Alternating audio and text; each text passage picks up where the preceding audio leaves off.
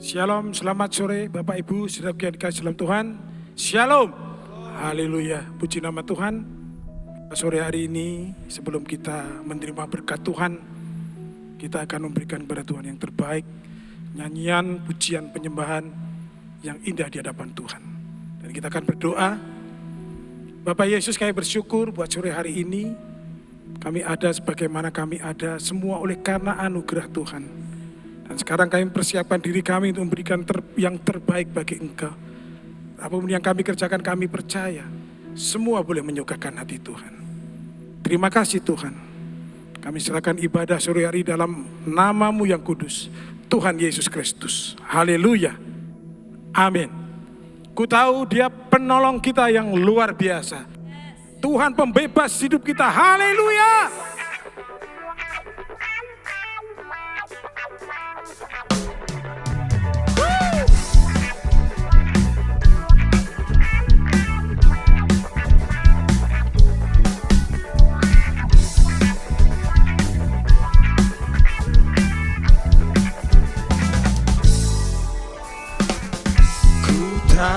Dia penolongku, darahnya tebus dosaku.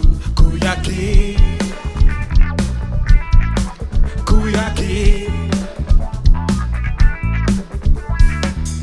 Dia angkat deritaku, sembuhkan sakitku. Ku yakin haleluya. Ku angkat panji-panji-Mu Tuhan, panji, Dia telah menang atas maut. Dia penebusku, Dia hiduplah. Dia penebusku, Dia hiduplah.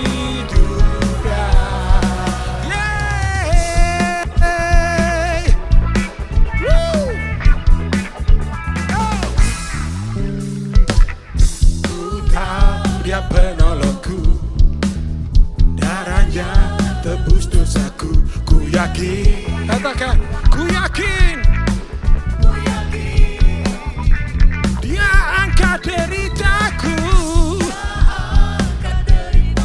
ya, sembuhkan sakitku. Ku yakin, ku angkat panji-Mu Tuhan. Angkat panji, Dia telah menang atas maut. Dia penebusku, Dia hiduplah. Dia penebusku, Dia hiduplah. Sekali lagi, haleluya. Haleluya.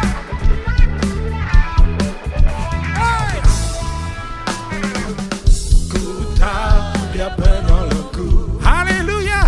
Darahnya tebus dosaku. Ku yakin, semua yakin.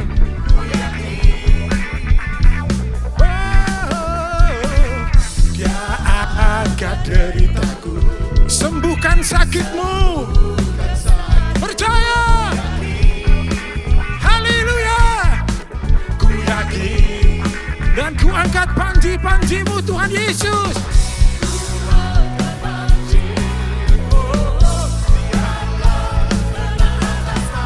Dia penebusku,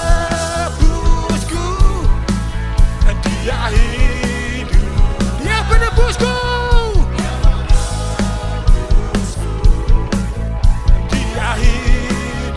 Dia penebusku, Dia penebusku, Dia hidup. Dia penebusku, yeah.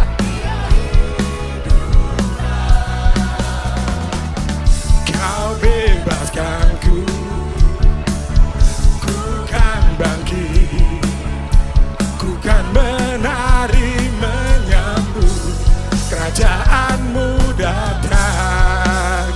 Katakan,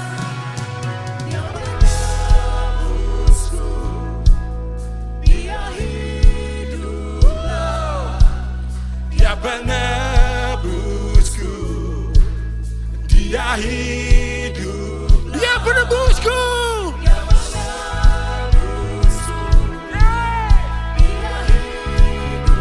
Haleluya.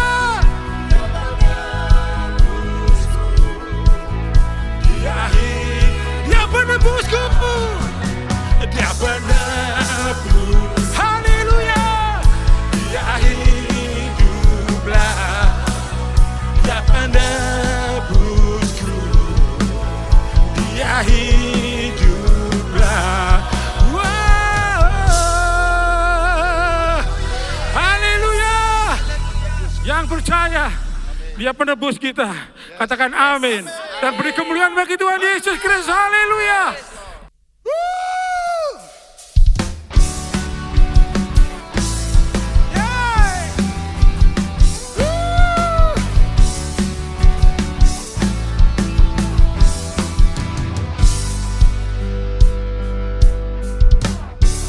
Tuhanku maha besar, Tuhanku maha kuasa, Raja segala raja. Oh, Dia takkan tergoyahkan, Dia takkan terkalahkan. Dia hidup dan berkuasa. Semua serukan nama Yesus. Serukan namanya, Yesus Tuhan Raja. Segala kuasa tunduk dalam namanya. Dia yang luar biasa. Luar biasa, perkasa mulia. Yesus nama di atas segala nama. Haleluya. Woo. Haleluya. Woo. Hey.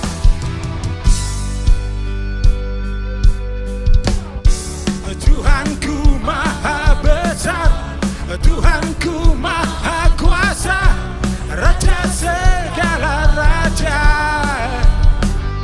Dia takkan tergoyahkan, Dia takkan terkalahkan. Dia hidup dan berkuasa. Serukan. Yesus Tuhan Raja.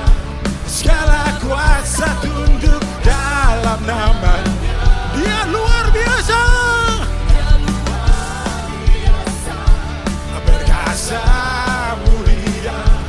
Yesus nama di atas segala nama. Serukan nama Yesus, serukan. Yesus Tuhan Raja.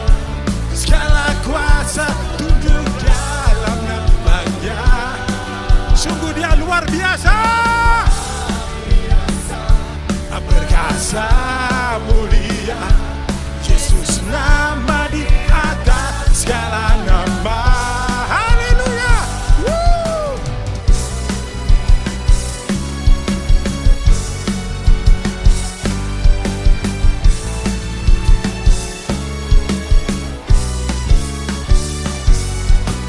Hey. Haleluya.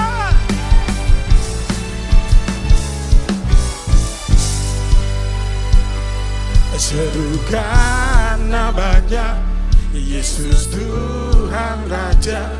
Segala kuasa tunduk dalam namanya. Semua katakan Dia luar biasa.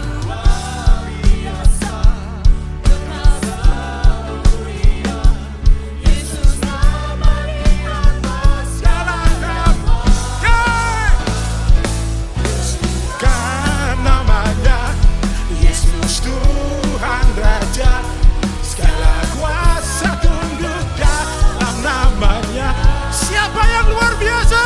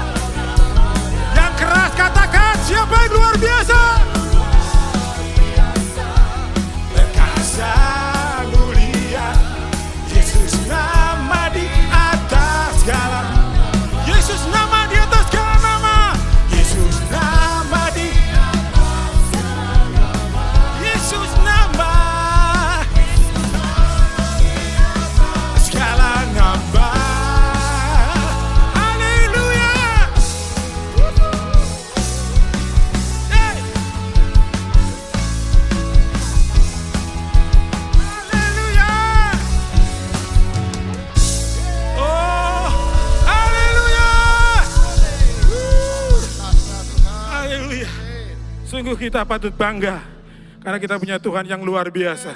Yang percaya Tuhan Yesus luar biasa. Katakan amin.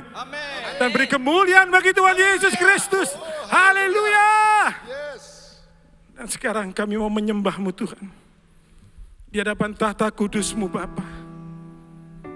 Kami naikkan doa kami. Dan kami naikkan pujian syukur kami. Haleluya.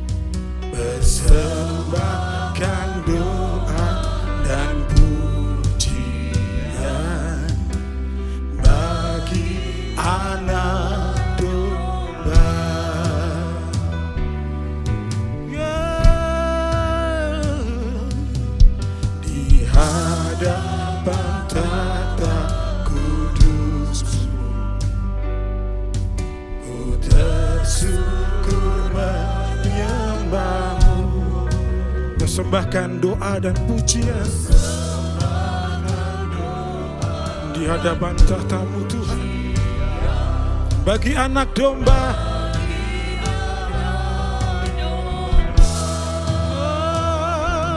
ku menyembah-Mu, ku sembah.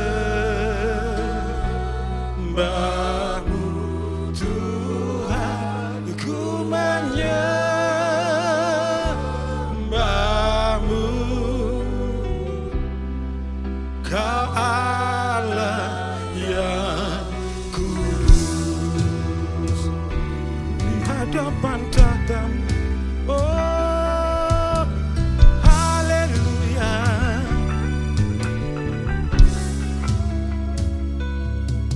Di hadapan tahta kudus-Mu, ku tersungkur dan menyembah-Mu Tuhan. Persembahkan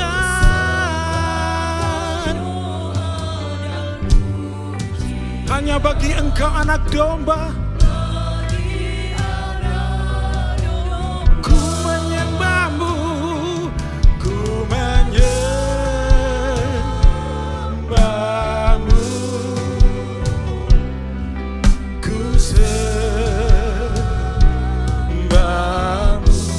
Tuhan, ku menyembah-Mu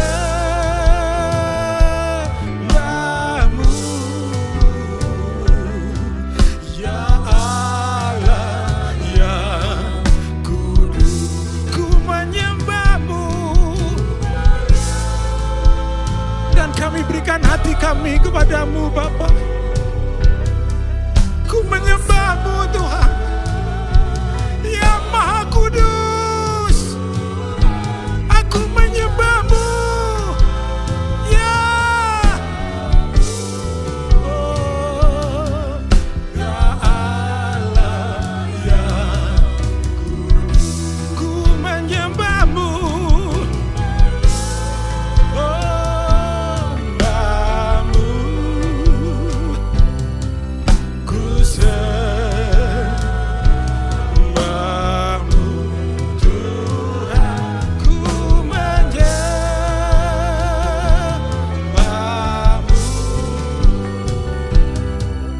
ya Allah yang kudus. Wah, ku menyembah-Mu Tuhan, ku naikkan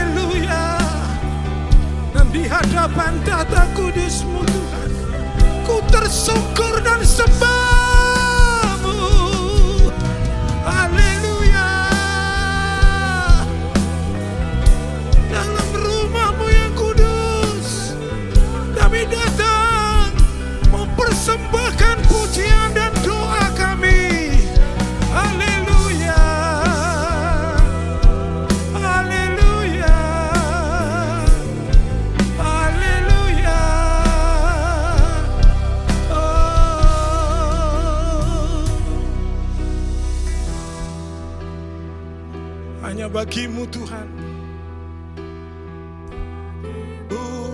Hormat bagimu, kemuliaan bagimu,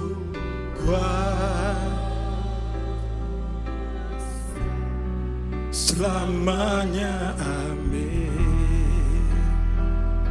Hanya bagimu Tuhan, bagimu hormat, bagimu kemuliaan, bagimu kuasa selamanya, amin. Ya bagimu Bapa, bagimu hormat, bagimu kemuliaan, bagimu kuasa selamanya, amin.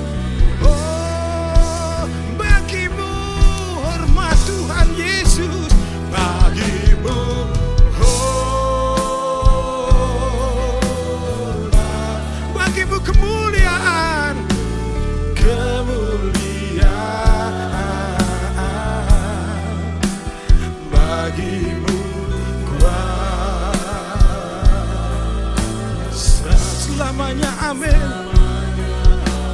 Hanya bagimu, bagimu hormat, bagimu kemuliaan, kemuliaan, bagimu kuasa selama-lamanya, amin Tuhan. Hanya bagi Yesus Kristus Tuhan, bagimu hormat, bagimu kemuliaan, bagimu kuasa, kuasa, ya kuasa, kuasa selamanya, amin. Haleluya, haleluya, haleluya, haleluya, haleluya. Bagimu segala kemuliaan Tuhan, pujian dan syukur. Haleluya, haleluya. Kami berterima kasih ya Tuhan untuk sore hari ini. Kami kembali diberi kesempatan untuk beribadah, memuji, memuliakan Engkau. Dan sebentar kami kembali akan belajar di kebenaran firman-Mu. Kami mohon ya Roh Kudus, Engkau yang akan mengajar setiap kami. Pakai hamba-Mu untuk menjelaskan kebenaran firman-Mu. Supaya setiap kami jemaat-Mu Tuhan terus semakin diperbarui, diberi pengertian-pengertian yang benar, dan hidup kami semakin berkenan kepada Tuhan. Kami menjadi jemaat yang kuat, kami menjadi jemaat yang hidup berkemenangan dan layak menyambut kedatangan Tuhan. Terima kasih ya Tuhan, Kau jamah setiap kami, baik kami di gereja maupun kami juga yang di rumah atau dimanapun kami sedang mengikuti ibadah sore hari ini Tuhan. Terima kasih Bapa. Di dalam nama Tuhan Yesus kami berdoa. Amin. Shalom. Kita masih belajar tentang sebuah tema yang baru, yaitu pengajaran Tuhan Yesus tentang keuangan. Dan ini memang sebuah pengajaran yang sangat penting. Karena kalau kita mempelajari Alkitab, saya sendiri memang belum meneliti satu persatu, tapi ada seorang ahli Alkitab mengatakan lebih dari 2000 ayat di Alkitab itu menjelaskan berkaitan dengan uang, harta, kekayaan, dan aspek-aspeknya. Artinya apa, saudara-saudara? Artinya soal keuangan merupakan hal yang amat sangat penting. Bahkan juga Tuhan Yesus di dalam Injil-Injil kita menemukan begitu banyak Tuhan Yesus menyinggung berkaitan dengan keuangan. Baik itu prinsip-prinsip, kemudian juga menjelaskan tentang bagaimana fakta-fakta hidup orang-orang berkaitan keuangan. Sehingga saya berdoa kiranya setiap kita jemaat Tuhan semakin mengerti berkaitan dengan keuangan ini. Sehingga hidup kita semakin berkenan kepada Tuhan melalui setiap aspek hidup kita. Karena kita harus akui, kita sebagai manusia itu tidak bisa melepaskan diri dari yang namanya keuangan atau harta. Siapapun termasuk hamba Tuhan, termasuk pelayan Tuhan yang hidupnya menyerahkan diri sepenuhnya butuh juga uang. Berhubungan dengan uang. Gereja juga semuanya. Mari Bapak Ibu kita belajar. Nah, minggu lalu atau 2 minggu yang lalu kita sudah belajar bahwa ada beberapa hal penting yang saya sudah jelaskan, saya ingatkan kembali kepada kita. Yang pertama, kita sudah diajar bahwa hierarki keuangan itu penting. Pada waktu kita bisa menempatkan pada tempat yang tepat berkaitan dengan uang atau harta, maka uang atau harta itu justru menjadi alat yang sangat efektif untuk menjangkau atau menjalankan setiap hal yang Tuhan kehendaki. Jadi kita harus betul-betul menjadikan Allah itu tetap nomor 1 dalam hidup kita. Kita harus menjadikan Tuhan itu satu-satunya sesembahan kita. Dan uang itu jadi alat. Nah, ini hierarki yang harus tetap kita jaga. Kita sudah belajar. Namun harus diakui dalam fakta, seringkali orang karena tergoda, karena begitu bernafsu, atau tamak berkaitan uang, maka pola hierarkinya menjadi berubah dan ini salah. Kalau kita mulai punya hierarki yang seperti ini dalam hidup kita berkaitan dengan uang atau kekayaan, hati-hati Bapak Ibu. Pasti kita akan rusak. Iman kita akan rusak. Hidup kekristenan kita akan menjadi rusak. Bahkan mungkin hidup sampai kepada kekekalan pun juga akan menjadi hilang. Uang itu jangan sampai menjadi nomor 1. Tapi faktanya dalam kehidupan seringkali inilah yang terjadi. Bukannya Tuhan yang menjadi nomor 1, tapi uang atau kekayaan. Nah, kalau uang sudah jadi nomor 1, menjadi baalnya, menjadi Allahnya, Allah itu di nomor 3-kan, bayangkan. Mungkin kita berkata, wah ini terlalu berlebihan dong Pak. Coba renungkan. Kalau kita sudah mulai menjadi hamba uang, Allah dan semua hal yang berkaitan dengan Allah, itu kita sisihkan, kita abaikan. Kita perlu ingat ini Bapak Ibu. Dan kemudian juga 2 minggu yang lalu kita sudah belajar kebenaran bahwa Allah itu adalah pencipta langit dan bumi dan pemilik sekaligus daripada harta dan kekayaan. Dan Tuhan menyediakan kekayaan, harta, dan di dalamnya adalah uang untuk manusia, khususnya yang benar, supaya apa? Supaya dieksplorasi untuk mencapai tujuan-tujuan ilahi. Tujuan-tujuan Tuhan itu tetap harus ada dalam setiap hidup keuangan kita, kekayaan kita, harta kita sebagai orang yang beriman. Kemudian Yang berikutnya 2 minggu lalu kita juga sudah belajar tentang kebenaran bahwa keuangan dan kekayaan itu berhubungan erat dengan kehormatan dan kemuliaan. Boleh dikatakan seperti dua sisi mata uang. Semakin kaya seseorang, semakin terhormat dan mulia. Sehingga tidak heran, ini menjadi kejaran orang. Lalu juga tadi, hierarki menjadi salah. Karena apa? Uang identik dengan kehormatan. Uang identik dengan kemuliaan. Apalagi kita hidup di dunia yang sangat materialistis. Di mana semua hal yang namanya sukses, hebat, luar biasa, mulia, itu dinilai dengan hal yang sifatnya kekayaan, harta, uang. Dan memang harus diakui kalau kita belajar dalam Alkitab, khususnya Perjanjian Lama, para saleh-saleh Tuhan, orang-orang yang dipakai Tuhan, pasti diberkati, salah satunya berkaitan dengan harta dan kekayaan. Ini kebenaran yang kedua kita sudah belajar.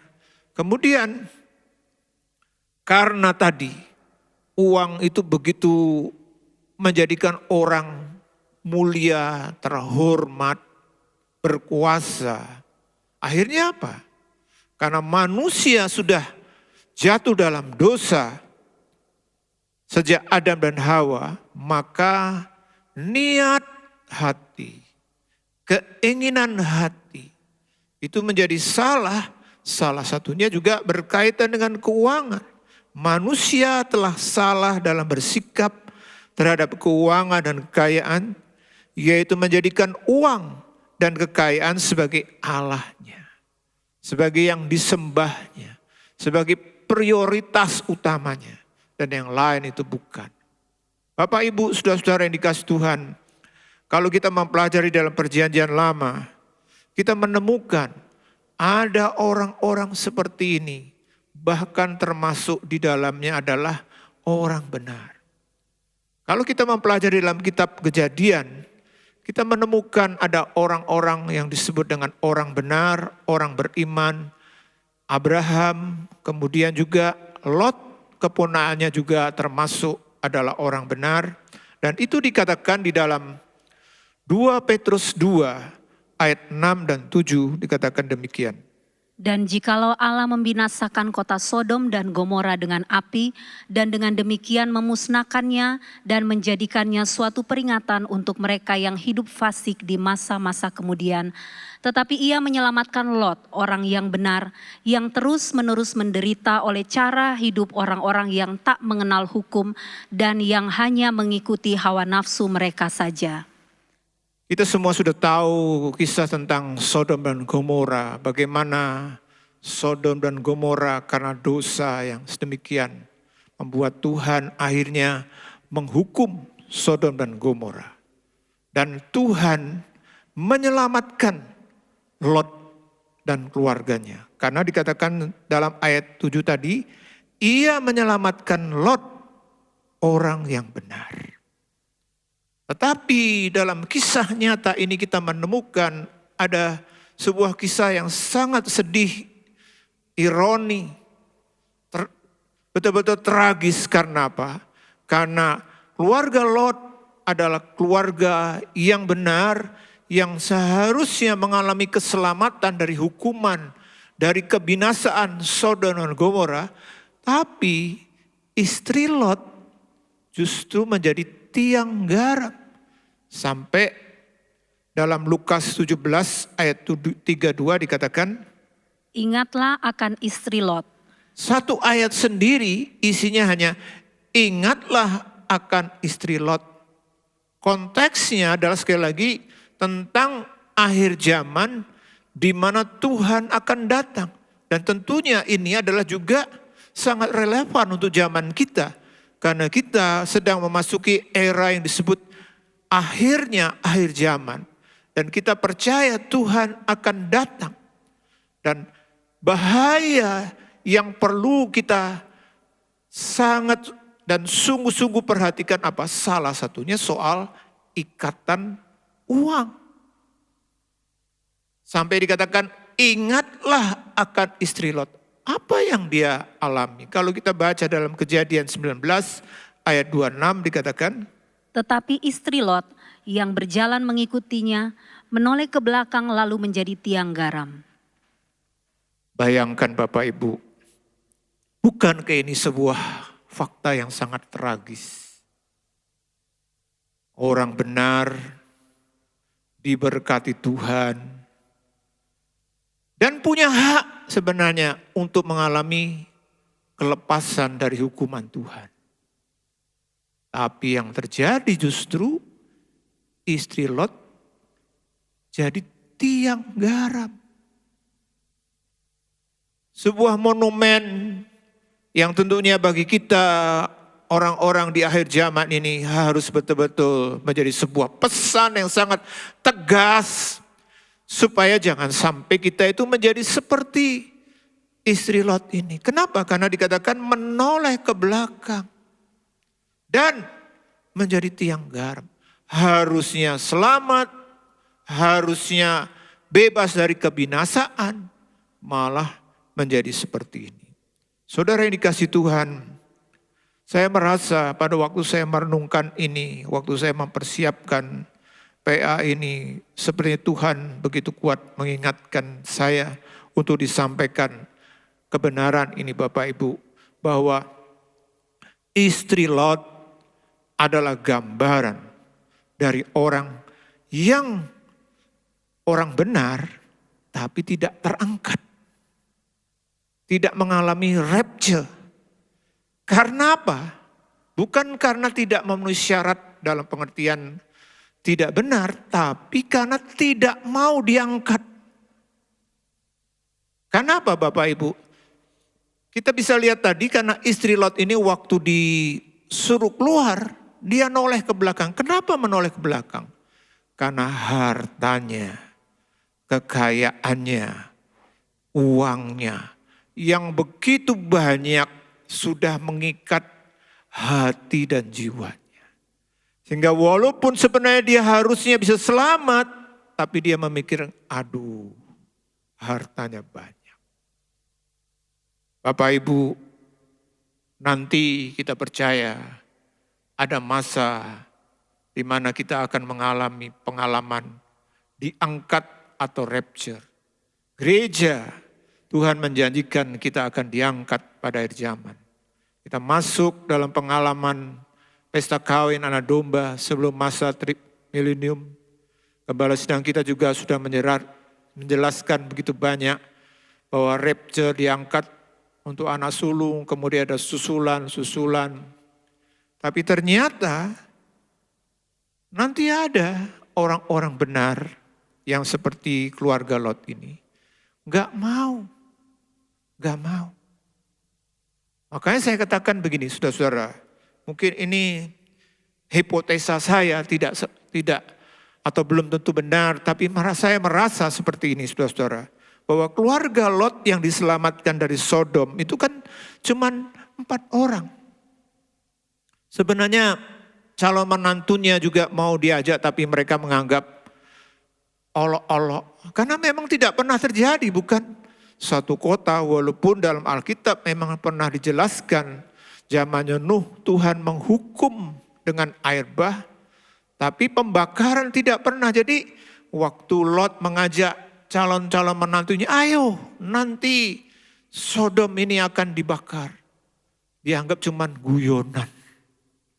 Dianggap cuman itu tidak mungkin. Dan saya membayangkan nanti waktu Tuhan akan datang. Juga sama, kita mungkin orang-orang benar, orang-orang yang sungguh-sungguh akan mengajak, ayo sungguh-sungguh Tuhan mau datang. Apa? Dari dulu seperti ini enggak pernah terjadi. Jadi istri Lot termasuk yang diselamatkan cuma 4 orang. Tapi istri Lot jadi tiang garam. Kita tahu Bapak Ibu, dalam dunia riset, penelitian, itu ada yang namanya hukum sampel. Contoh misalnya, sekarang dengan masa-masa persiapan untuk pemilihan presiden, ada beberapa lembaga-lembaga riset mengadakan survei atau riset tentang misalnya tokoh A, tokoh B, berapa persen. Padahal kalau dihitung jumlah penduduk Indonesia kan sudah 270 sekian. Oke lah kalau yang bisa memilih misalnya 200 juta. Bapak Ibu tahu bahwa yang diriset itu hanya 1.000 lebih. Walaupun itu dari yang mewakili provinsi A, B, C, tapi jumlahnya cuma sedikit. Tapi kebenarannya itu hampir bisa dipertanggungjawabkan. Bahkan nilai kesalahannya itu cuma dikatakan 2% sampai 5%. Ini yang namanya hukum sampel. Kalau saya pakai keluarga Lot ini sebagai sampel, sebagai orang benar, artinya apa? Tentu ini hanya pikiran saya, tapi saya merasa ini menjadi peringatan bagi kita orang-orang benar di akhir zaman. Mungkinkah ada kurang lebih 25% dari keseluruhan orang Kristen yang masa bodoh, bahkan mungkin tidak mau untuk mengalami pengangkatan kalau Tuhan misalnya menawarkan akan diangkat. Kenapa? Karena hatinya sudah terikat dengan harta, dengan kekayaan. Bapak, Ibu, saudara-saudara dikasih Tuhan,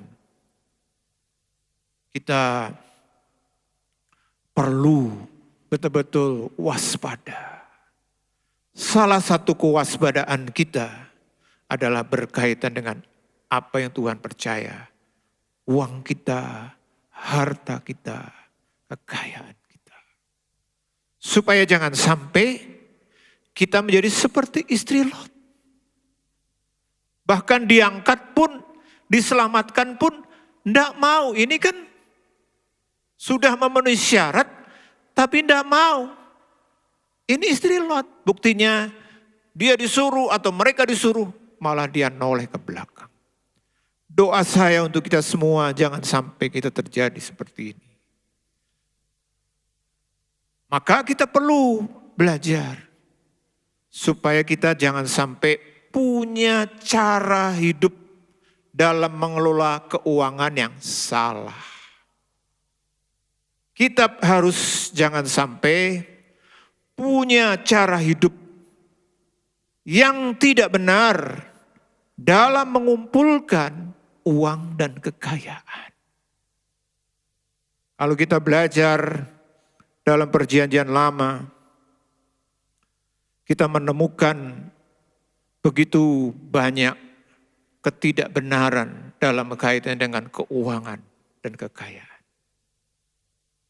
Yang pertama, Bapak Ibu, yang kita bisa pelajari, yang disebut dengan tidak benar dalam mengelola keuangan atau kekayaan, itu adalah judi. Sudah bukan menjadi rahasia lagi. Judi itu sudah merasuki masyarakat dari level terbawah. Mereka pasti kenal yang namanya misalnya togel, ya kan? Lalu mungkin kelas menengah atas keren yang namanya judi online. Bahkan beberapa waktu yang lalu ya ada judi yang dimunculkan sepertinya kayak investasi. Ada robot A, robot B. Saya ketemu dengan seseorang dia bilang begini, Pak, Bapak tahu enggak? Jemaat termasuk Alfa Omega itu banyak loh Pak yang ikut yang namanya investasi. Kelihatannya investasi padahal sebenarnya ya judi terselubung. Pakai robot A, robot B. Saya memang tidak mengusut tapi saya tidak tahu. Tapi mungkin. Kenapa Bapak Ibu orang begitu tergoda? Karena kita harus akui di dalam unsur judi itu ada kemudahan-kemudahan. Gak perlu kerja keras, langsung dapat banyak. Tapi Tuhan mengingatkan, pada waktu saya mencoba mempelajari soal ini, saya tidak banyak, bahkan tidak ada memang di Alkitab secara jelas, secara tertulis mengatakan dilarang berjudi. Gak ada memang, tapi saya menemukan setelah saya berdoa, saya minta Tuhan tolong saya supaya bisa menjelaskan.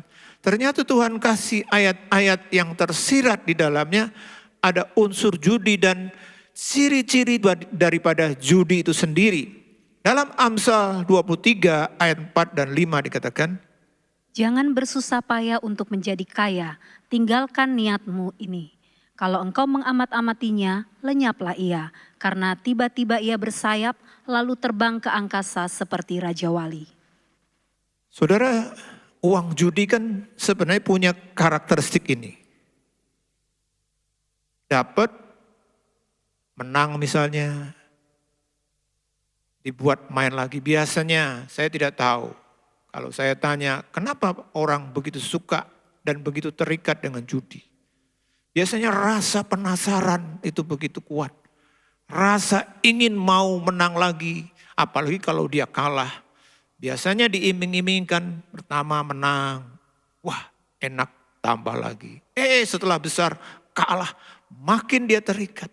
Nah, kalau kita pelajari judi apapun, modelnya seperti ini. Gampang lenyap, bahkan dikatakan seperti bersayap.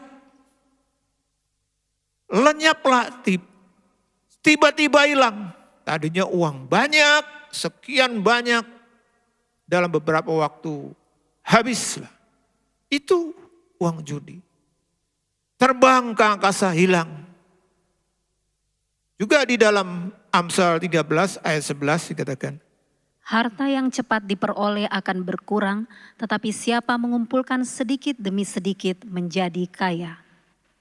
bukankah ini juga yang menjadi karakteristik uang judi? Harta kalau banyak langsung dapat. Tapi prinsipnya itu cepat dapat, cepat hilang. Harta yang cepat diperoleh akan berkurang, cepat berkurang. Judi juga begitu, kita dapat sekian, main lagi, habis. Sampai akhirnya bahkan makin terbelit utang, sampai habis semua, bahkan tetap kurang. Makanya ini satu pola, satu karakteristik daripada yang namanya judi. Dan kalau kita pelajari dalam Pengkhotbah pasal 5 ayat 9 sampai 13, kita menemukan bagaimana hal-hal yang berkaitan judi itu. Dikatakan, Siapa mencintai uang tidak akan puas dengan uang, dan siapa mencintai kekayaan tidak akan puas dengan penghasilannya. Ini pun sia-sia. Dengan bertambahnya harta, bertambah pula orang-orang yang menghabiskannya. Dan apakah keuntungan pemiliknya selain daripada melihatnya? Enak tidurnya orang yang bekerja, baik ia makan sedikit maupun banyak. Tetapi kekenyangan orang kaya sekali-kali tidak membiarkan dia tidur. Ada kemalangan yang menyedihkan kulihat di bawah matahari. Kekayaan yang disimpan oleh pemiliknya menjadi kecelakaannya sendiri. Kekayaan itu binasa oleh kemalangan sehingga tak ada suatu pun padanya untuk anaknya. saudara, bukankah ini yang terjadi dengan judi? Kalau orang sudah terikat dengan judi, dia akan mengalami hal-hal yang dijelaskan oleh pengkhotbah ini. Dikatakan dalam ayat 13, kekayaan itu binasa oleh kemalangan. Saudara, tidak ada orang yang main judi, dia selalu menjadi bahagia, sukses. Hampir semua pasti hancur hidupnya. Saya pernah ketemu dengan seorang, dia cerita tentang pengalaman hidupnya yang terikat dengan judi. Dia bilang bukan hanya hartanya habis, bahkan usahanya yang tadinya sangat sukses, dia menyebut kepada saya, usaha kami itu boleh dikatakan tadinya salah satu yang terbesar di Jawa Tengah. Tapi sekarang habis ya gara-gara salah satu anggota keluarganya terikat dengan judi. Hancur bukan hanya dirinya yang mengalami kehancuran, kemalangan, keluarganya, istrinya, anaknya. Kacau. Betul-betul binasa, membuat malang. Dan juga tadi kita baca juga dalam ayat 12 dikatakan ada kemalangan yang menyedihkan kulihat di bawah matahari. Kekayaan yang disimpan oleh pemiliknya menjadi kecelakaannya sendiri. Kapan ini terjadi Bapak Ibu? Kekayaan bisa jadi kecelakaan dirinya sendiri, mengakibatkan dirinya celaka. Judi itu. Orang kalau sudah terikat judi, kekayaan sebesar apapun membuat menjadikan celaka. Sehingga kenapa Tuhan sangat melarang kita untuk melakukan judi. Karena kalau kita baca dalam ayat 9 dikatakan, siapa mencintai uang tidak akan puas dengan uang. Coba, judi itu membuat orang itu, waduh, penasaran, pengen dapat banyak, pengen lebih banyak lagi. Apalagi kalau sudah kalah, waduh, tambah penasaran, apa aja dihabiskan. Sampai rumahnya, bahkan kadang-kadang saya pernah mendapat cerita, ada seorang istri terikat judi, padahal dia istri orang kaya. Apa yang dia lakukan? Karena begitu terikat dengan judi, sampai suaminya itu tadinya dikasih uang belanja, enggak dikasih uang belanja. Kenapa? Kalau uang belanja dikasih, dibuat main judi. Sampai dikatakan uang susu anaknya dibuat judi juga. Lalu pinjam uang pembantunya, rumah tangga itu dipinjam untuk main judi. Waduh, kacau sekali. Tidak akan pernah puas dengan uang.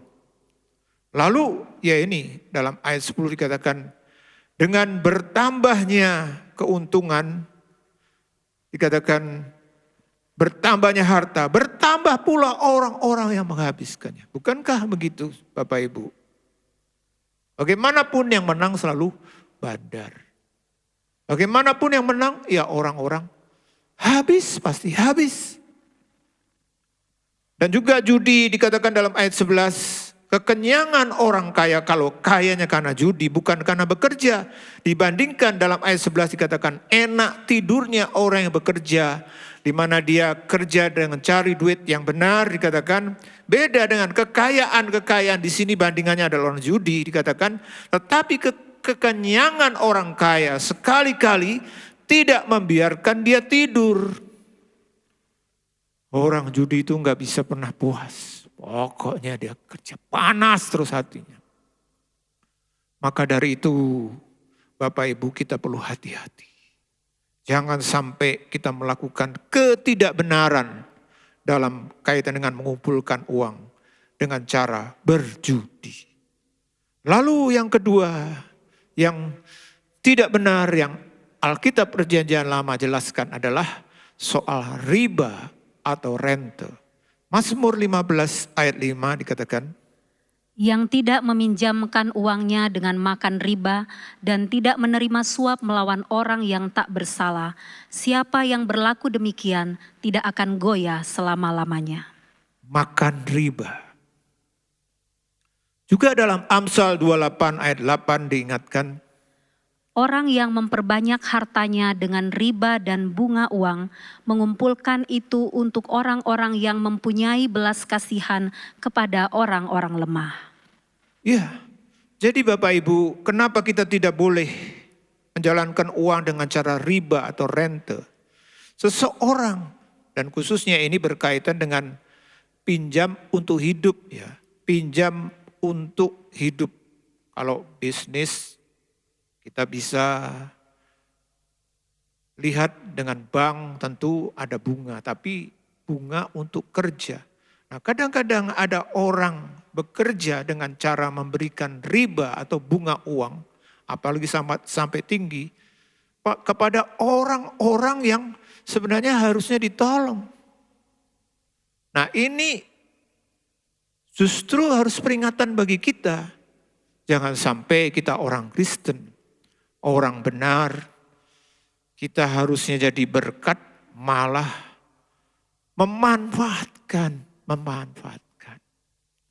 Ini tidak boleh Bapak Ibu. Sekali lagi, seseorang yang berniat membantu, khususnya berkaitan dengan orang yang pinjam, kadang-kadang kan untuk hidup, untuk hal-hal yang berkaitan dengan untuk sekolah misalnya, atau untuk membayar dokter, kadang-kadang kan bisa seperti itu.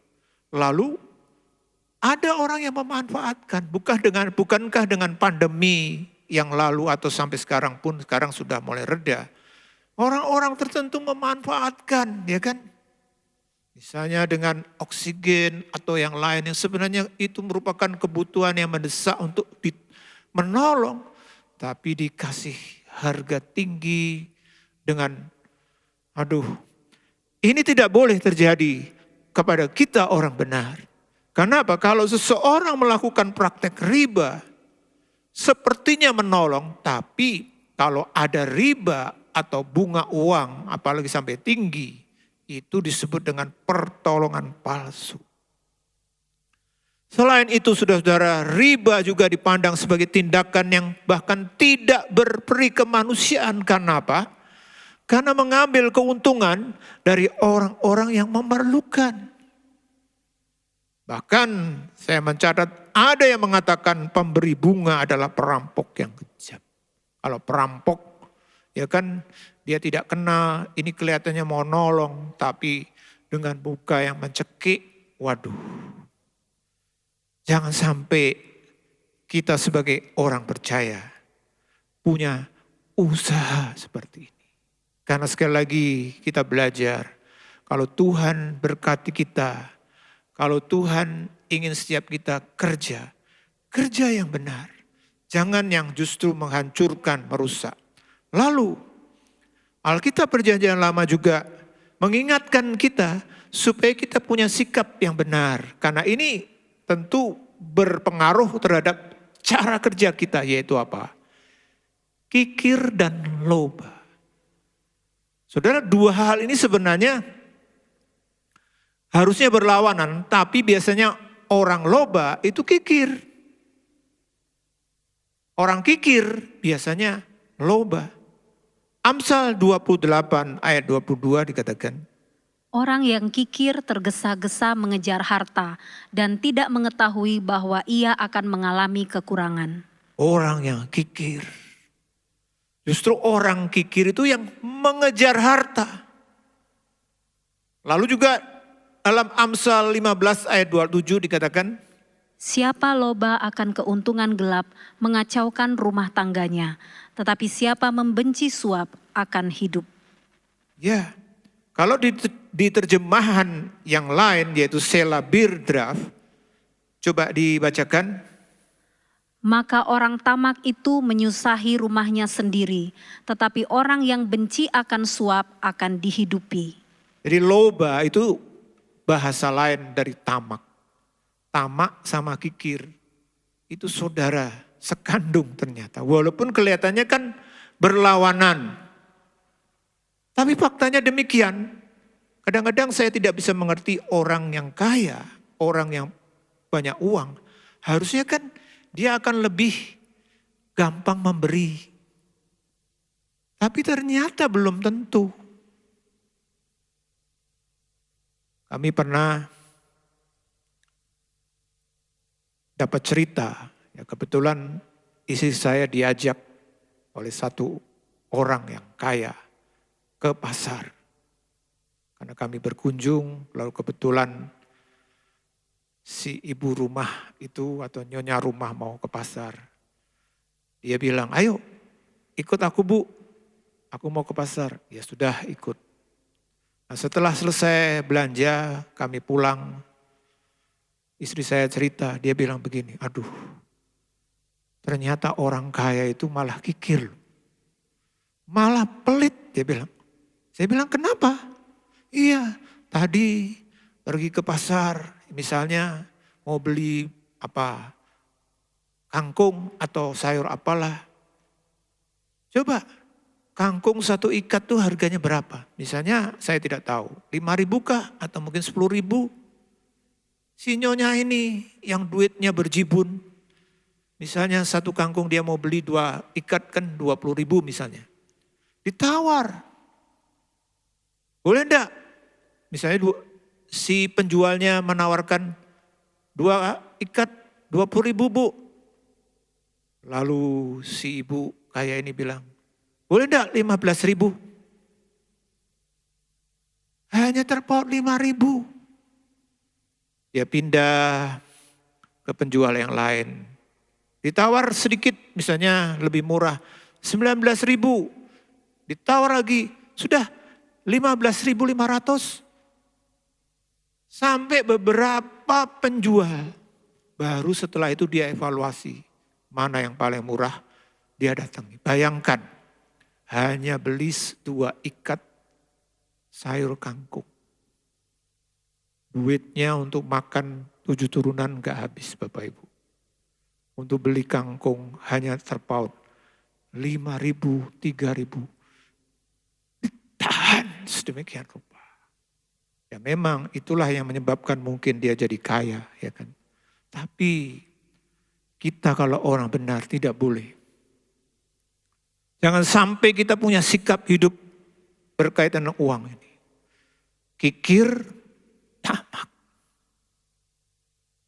tamak. Karena dikatakan siapa loba atau tamak, dia menyusai rumahnya sendiri, mengacaukan rumah tangganya sendiri. Dan faktanya demikian. Kenapa banyak orang kaya yang tidak bahagia, tidak harmonis? Mungkin karena ketamakannya ini. Sehingga tidak heran bahkan gereja pun faktanya belum tentu kalau ada satu kegiatan misalnya pembangunan gereja atau mungkin kegiatan-kegiatan yang membutuhkan persembahan jemaat, belum tentu yang memberikan banyak itu adalah orang kaya. Bahkan kadang-kadang orang yang sederhana, orang yang biasa bisa memberi lebih banyak. Kenapa? Karena kadang-kadang makanya Tuhan Yesus kan juga bilang orang kaya itu susah masuk kerajaan surga. Kenapa? Karena yaitu tadi semakin kaya ternyata semakin orang itu dikuasai oleh kekayaan itu. Nah ini kita sebagai orang benar tidak boleh demikian. Semakin kita diberkati, kita harus semakin betul-betul memberkati. Itu yang benar. Lalu yang berikutnya Perjanjian Lama menjelaskan mengelola atau mengumpulkan uang yang tidak benar adalah dengan cara fasik, cara curang, cara yang jahat. Dalam Amsal 10 ayat 2 dikatakan, Harta benda yang diperoleh dengan kefasikan tidak berguna, tetapi kebenaran menyelamatkan orang dari maut. ya, harta benda yang diperoleh dengan kefasikan itu tidak berguna. Kebenaran itulah yang menyelamatkan dari maut. Jadi hati-hati. Jangan sampai kita orang percaya, orang benar yang disebut Kristen tapi memakai cara-cara mengumpulkan atau cari kekayaan yang betul-betul jahat, tidak benar. Ini juga diulang dalam Amsal 10 ayat 16 dikatakan, Upah pekerjaan orang benar membawa kepada kehidupan, penghasilan orang fasik membawa kepada dosa.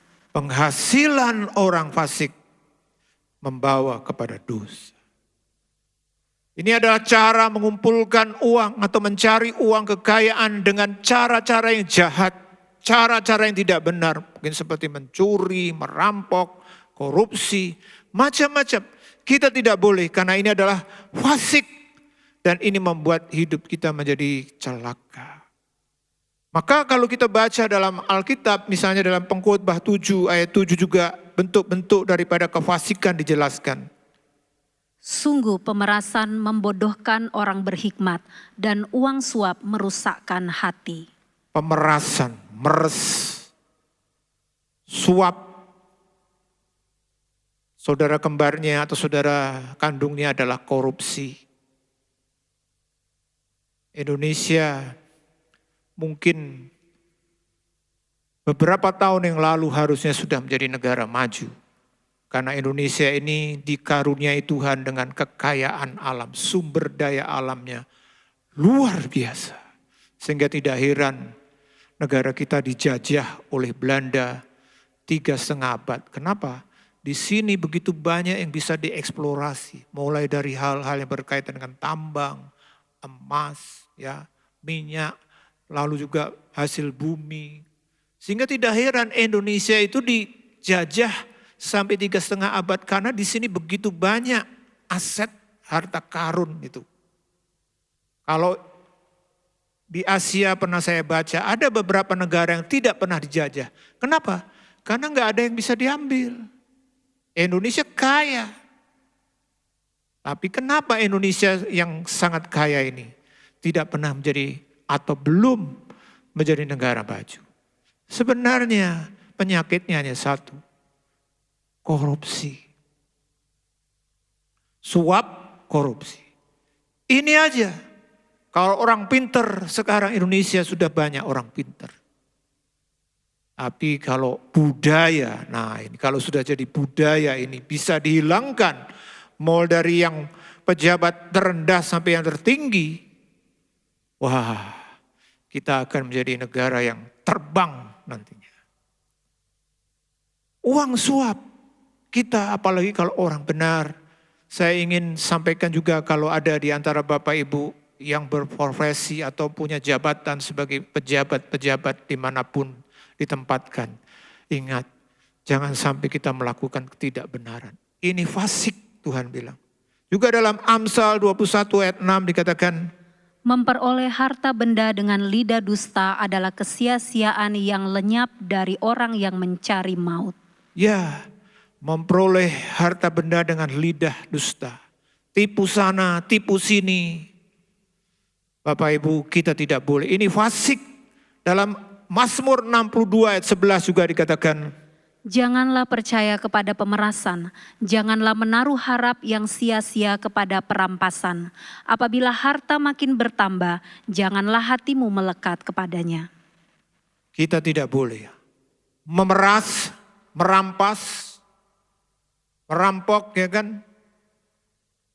Hal-hal yang seperti ini tidak boleh ada. Kenapa Bapak Ibu?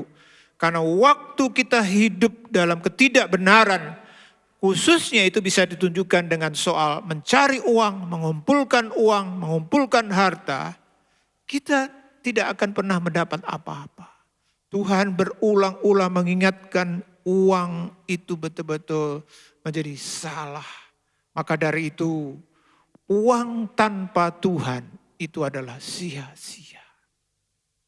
Perjanjian Lama mengingatkan kita. Dalam Amsal 11 ayat 28 dikatakan, Siapa mempercayakan diri kepada kekayaannya akan jatuh, tetapi orang benar akan tumbuh seperti daun muda. orang benar akan tumbuh. Orang benar adalah orang yang mengandalkan Tuhan. Orang benar adalah orang yang meskipun dia diberkati, bukan menjadikan uang atau berkatnya itu menjadi gantungan hidupnya. Karena apa? Karena waktu kita punya uang tapi tanpa Tuhan. Seperti dikatakan ini, siapa mempercayakan diri kepada kekayaannya akan jatuh. Uang, harta, kekayaan itu bukan gantungan hidup yang kuat. Ada saatnya di mana uang atau harta itu bisa habis. Pandemi ini mengajar kepada kita sebuah pelajaran yang sangat penting. Jangan sampai kita menjadi lupa kalau nanti semuanya menjadi normal kembali. Yaitu apa? Tidak ada yang namanya kesuksesan. Harta itu bisa kuat permanen. Bukankah ini yang terjadi Bapak Ibu? Maka kita sebagai orang-orang percaya harus menjadikan Tuhanlah satu-satunya andalan. Di dalam Amsal 27 ayat 24 dikatakan, Karena harta benda tidaklah abadi, apakah mahkota tetap turun-temurun? Karena harta benda tidaklah abadi. Harta benda itu tidak bisa kita jadikan sebuah investasi yang sifatnya kekal. Tidak bisa. Karena tidak abadi. Gampang lenyap, gampang hilang. Juga dalam Amsal 11 ayat 4 dikatakan, Pada hari kemurkaan harta tidak berguna, tetapi kebenaran melepaskan orang dari maut. jadi apalagi kalau bicara soal kekekalan. Uang tidak akan membuat kita selamat. Uang tidak bisa membeli yang namanya keselamatan, kekekalan. Tidak bisa. Yang membuat kita bisa selamat adalah kebenaran. Hidup dalam kebenaran. Maka marilah kita mau betul-betul menjadi orang benar. Orang Kristen yang sungguh-sungguh. Dalam apa? Mengumpulkan uang kekayaan itu dengan cara yang benar.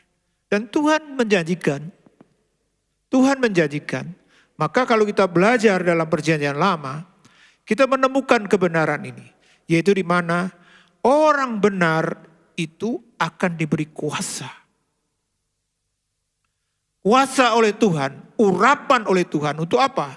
Untuk bisa meraih sukses. Menjadi kaya itu butuh urapan Bapak Ibu. Bukan hanya pelayanan.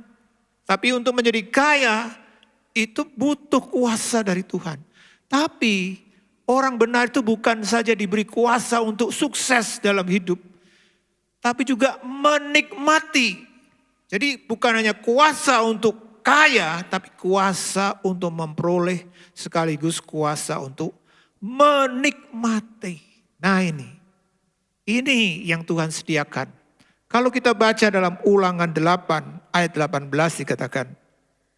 Tetapi haruslah engkau ingat kepada Tuhan Allahmu, sebab dialah yang memberikan kepadamu kekuatan untuk memperoleh kekayaan, dengan maksud meneguhkan perjanjian yang diikrarkannya dengan sumpah kepada nenek moyangmu seperti sekarang ini.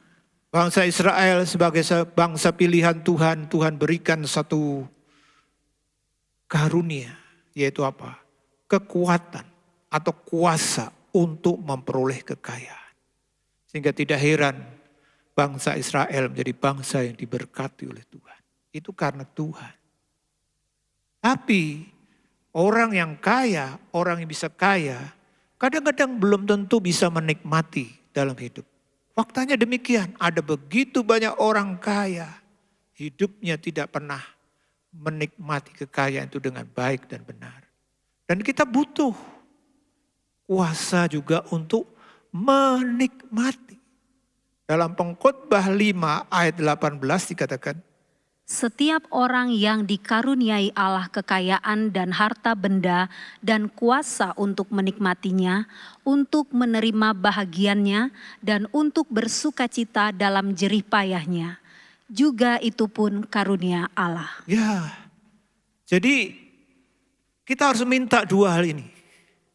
Yang pertama kuasa untuk jadi kaya, tapi juga kuasa untuk menikmati, urapan untuk menikmati kekayaan. Karena faktanya ada orang yang kaya, bisa kaya tapi tidak bisa menikmati kekayaan. Setiap orang dikarunia Allah dengan kekayaan dikatakan dan harta benda. Dan dikatakan kuasa untuk menikmatinya. Biarlah ini yang ada dalam hidup kita sebagai orang-orang benar. Ada seorang kaya tapi bisa menikmati. Saya tunjukkan salah satunya adalah seorang yang bernama David Green. Dia orang Kristen yang sangat baik, cinta Tuhan. Dan di dalam menjalankan usahanya, dia punya usaha namanya Hobby Lobby Group yang bergerak di bidang usaha seperti kenang-kenangan, semacamnya seperti itu. Tuhan berkati sampai satu saat dia punya kekayaan sampai kalau di kurs dengan rupiah itu 45 triliun rupiah. Tapi ini cara hidupnya. Dia bilang, saya tahu saya bisa kaya seperti ini, itu karena Tuhan. Dia bilang, Tuhanlah yang jadi pemilik sejati perusahaannya. Dan David Green ini betul-betul bisa menikmati, bukan hanya dapat kuasa dari Tuhan untuk menjadi kaya, tapi kuasa menikmati. Karena apa? Dia tidak hanya bisa membahagiakan dirinya sendiri, orang yang namanya menikmati kekayaan itu adalah bisa membahagiakan orang lain, jadi berkat. David Green telah menjadi penyumbang terbesar dalam hidupnya untuk pelayanan penginjilan sedunia.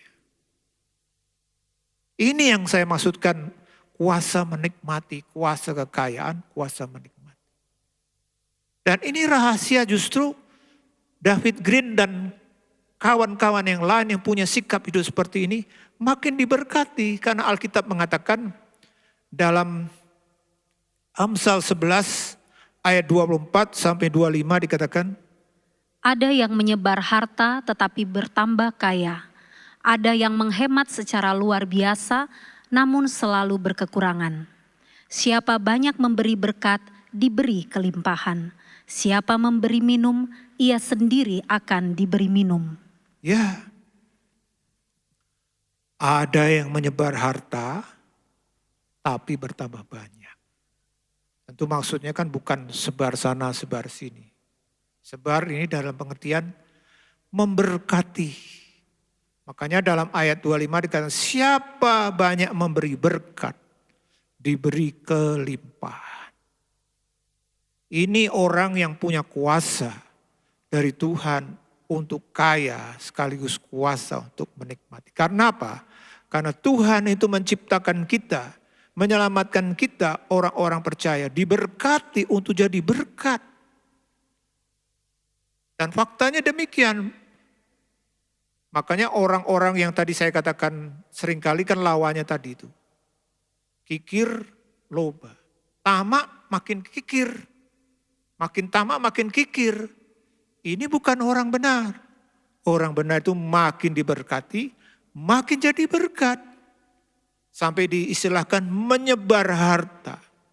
Tapi ini maksudnya kan dalam konteks banyak memberi berkat. Seperti David Green ini. Dia semakin diberkati kekayaannya bukan hanya mencapai miliaran rupiah tapi triliunan rupiah. Tapi hidupnya jadi berkat. Karena dia percaya. Dia tidak bergantung pada kekayaan. Salah satu moto hidupnya yang dia pegang dalam dia bekerja.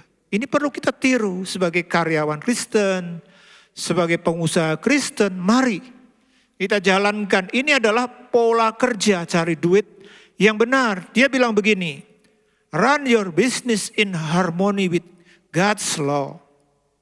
This will keep you on an ethical footing. Seek to please God in everything you do. Kurang lebih artinya adalah jalankan usaha kita di dalam mengerjakan usaha kita sesuai, selaras dengan apa? Hukum-hukum Tuhan. Jangan justru, waduh, saya yakin ini sebabnya kenapa David Green diberkati oleh Tuhan. Lalu dia bilang begini, this will keep you. Kalau kita menyelaraskan dalam berusaha, dalam bekerja dengan hukum-hukum Tuhan, ini membuat kita akan berpijak pada etika yang benar. Kenapa? Dia bilang, tiap kali termasuk soal kerja pun, kadang-kadang orang kan memisahkan Bapak Ibu. Seringkali memisahkan apa? Antara kerja dan pelayanan. Sehingga ada orang bilang, wah nah hari Minggu si A itu suci. Tapi kalau hari Senin sampai Sabtu, kacau. Kenapa? Loh kalau kerja, ke gereja melayani kan harus baik, saleh. Tapi kalau kerja, wah kalau nggak ruwet ya gimana? Nggak akan berhasil. Bapak Ibu, saudara-saudara, kiranya setiap kita mendengar firman Tuhan sore ini, malam ini kita diingatkan. Baik sebagai karyawan, sebagai pengusaha, siapapun kita yang bekerja, mari kita mau kerja, berusaha sesuai dengan etika yang benar. Caranya gimana? Seek to please God. Jadi kita harus betul-betul mencari untuk kesenangan Tuhan. Artinya kita menyenangkan hati Tuhan tiap kali kita lakukan. Termasuk waktu kita kerja, waktu kita berusaha cari uang. Nah, kalau kita mau melakukan ini, saya yakin Tuhan pasti akan memberikan kita urapan, kuasa, supaya kita menjadi kaya. Tapi bukan hanya kaya, tapi menikmati kekayaan. Tuhan memberkati kita semua. Mari kita datang kepada Tuhan. Kita akan menyanyikan nyanyian kita. Ya Tuhan, punyamulah kebesaran, kejayaan. Kita percaya dan waktu kita meyakini hal ini dalam hidup kita, maka kita akan menjadi anak-anak Tuhan yang selalu mempraktekkan etika yang benar dalam bekerja. Mari kita berdiri bersama-sama. Baik kita yang gereja maupun juga kita yang di rumah, saya ajak kita nyanyikan sebuah nyanyian. Ya Tuhan, punyamulah. Ya Tuhan, punyamulah kebesaran dan kejayaan. Ya Tuhan, ya Tuhan, punyamulah kehormatan, kemasyuran, dan keagungan.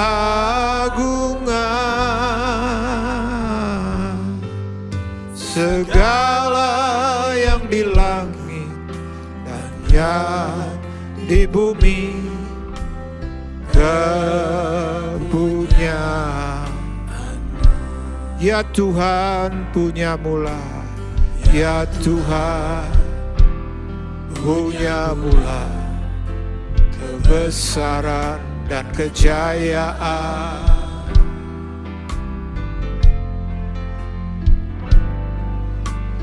Ya Tuhan, punyamulah kehormatan, kemasyuran, dan keagungan.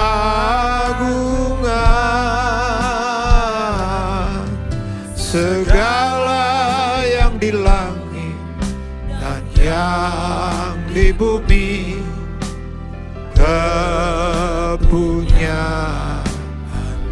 Hosana, Hosana bagi Sang Raja.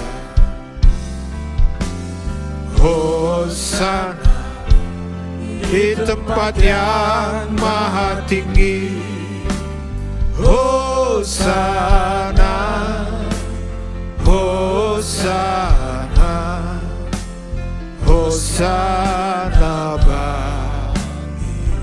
Hosana, haleluya Tuhan.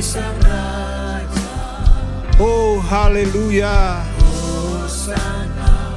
kita menyembah Dia. Hosana, Hosana, Hosana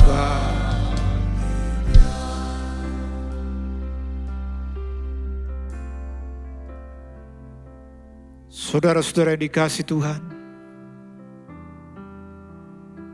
kita harus percaya Tuhanlah pemilik segala sesuatu, termasuk di dalamnya kekayaan, kemuliaan, kehormatan. Dan Dia akan berikan kepada kita umatnya yang benar, yang mempraktekkan cara-cara yang benar, memiliki nilai-nilai yang benar, khususnya juga dalam bekerja, mengumpulkan uang, menjadi sukses. Jangan sampai kita tergoda dan menjadi salah, seperti istri Lot. Karena dia begitu kaya, karena dia begitu diberkati, akhirnya sampai menguasai hati dan jiwanya.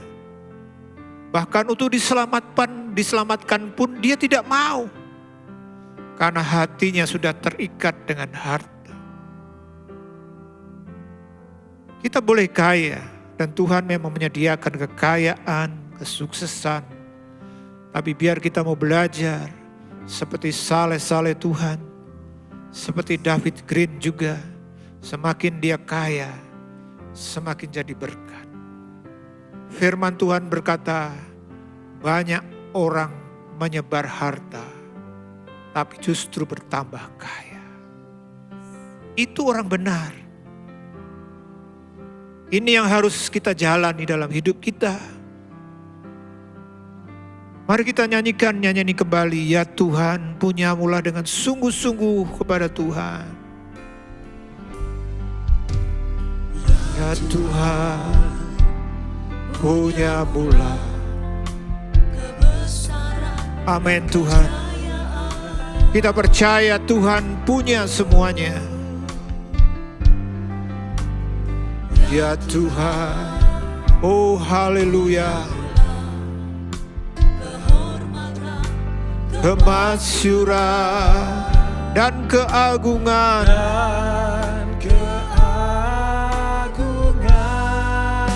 kita percaya segala yang di langit dan yang di bumi kepunyaan Tuhan. Bangun sikap hidup menyanyikan Hosana bagi Sang Raja. Yes Tuhan. Hosana di tempat yang maha tinggi. Hosana, Hosana, Hosana bagi Dia. Hosana, Hosana bagi Sang Raja. Ya Tuhan, biar setiap kami selalu memuliakan Kau Tuhan, termasuk dengan keuangan kami. Hosana, Hosana bagi Dia. Hosana bagi Dia.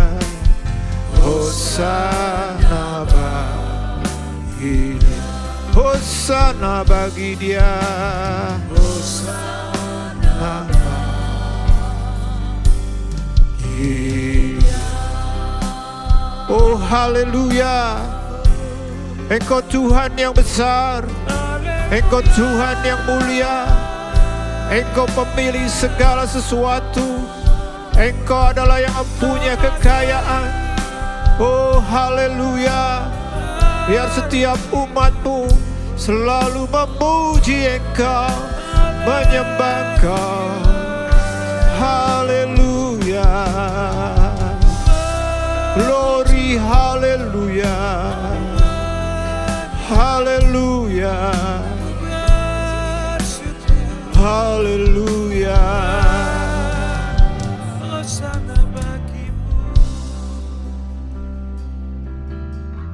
Terima kasih ya Tuhan, malam hari ini Engkau ajar setiap kami bagaimana kami mengelola dan mengumpulkan uang kekayaan dengan benar. Biar kami jangan sampai seperti istri Lot, justru dengan kekayaan walaupun dia orang benar, dia harus mengakhiri hidupnya menjadi tiang garam. Tidak pernah selamat, tidak pernah menikmati kekayaan sejati di dalam surga yang kekal. Tolong kami Tuhan, baik kami sebagai karyawan, pengusaha, atau mungkin punya profesi apapun, termasuk pejabat-pejabat pemerintah. Kalau Tuhan percayakan kami dengan kekayaan, sukses, biar kami terus belajar untuk selalu memuliakan Tuhan, selalu menjadi berkat melalui apa yang Tuhan sudah percayakan dalam hidup kami. Jangan sampai kami terikat, jangan sampai kami begitu terikat dengan kekayaan, sehingga hidup kami tidak pernah menjadi selamat. Hidup kami tidak pernah menikmati kekayaan sebenarnya di dalam surga. Tuhan, Kau berkati kami semua yang sudah belajar firman-Mu malam hari ini. Dan sekarang kita angkat tangan kita untuk menerima berkat-Nya. Saudara-saudaraku yang dikasihi oleh Tuhan, terimalah berkat di dalam kasih karunia Tuhan Yesus Kristus, kasih Allah Bapa, dan dengan persekutuan Roh Kudus, biarlah menyertai saudara semua mulai malam hari ini, bahkan sampai Maranatha, Tuhan Yesus datang kedua kali menjemput kita semua. Haleluya. Amin.